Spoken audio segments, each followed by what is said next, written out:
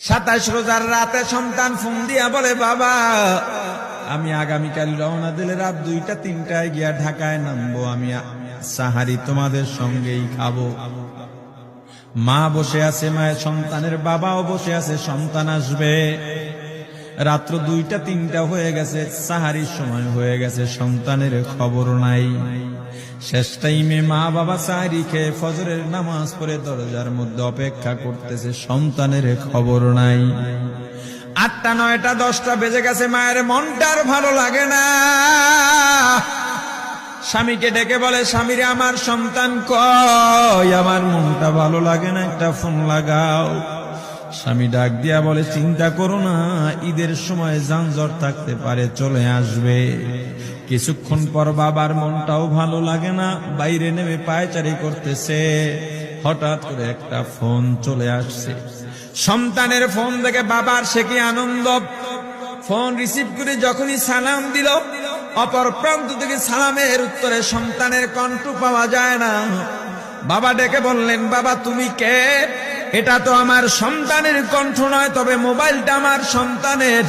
ওপার থেকে ডাক দেয়া বলে, আপনি কি এই লোকেই মোবাইলওয়ালার বাবা? বলে, হ্যাঁ।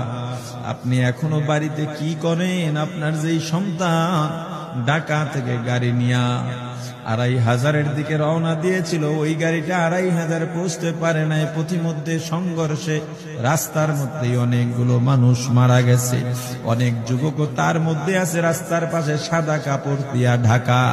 দেখেন আপনার সন্তান এই লাশের মধ্যে আছে কিনা। মোবাইলটা আমি রাস্তার পাশে পড়ে পাইলাম। বাবা পাগলের মতো একটা দৌড় দিছে। মা মনে করছে সন্তান বুঝি কাছাকাছি চলে আসছে। অন্যান্য সন্তানদের ডাক দেয়া বলে, তোরা কে, কোথায়, এদিকে আয়, তোদের ভাই বুঝি কাছাকাছি আসছে। আমার কলিজার টুকরা সন্তান, তোর বাবা যে আগায় আনতে গেছে, তাড়াতাড়ি নতুন চাদর বিছা, বালিশের কভার গুলো খুলে নতুন কভার লাগা, পানি গরম বসা, আমার সন্তান এসে গোসল করবে। আহারে সবাই ফুলের মেলা, ফুলের তোড়া নিয়ে অপেক্ষা করতেছে। 4টা বছর কলিজার টুকরা বাড়িতে নাই, বিদেশ থেকে আসবে। বাবা স্পটে গিয়া দেখেন অনেকগুলো লাশ, সাদা কাপড় দিয়া ঢাকা। একটা একটা মাথার উপর থেকে কাপড় উঠান আর কৌতূহল বাড়তেছে, কাপড় উঠান আর কৌতূহল বাড়ে।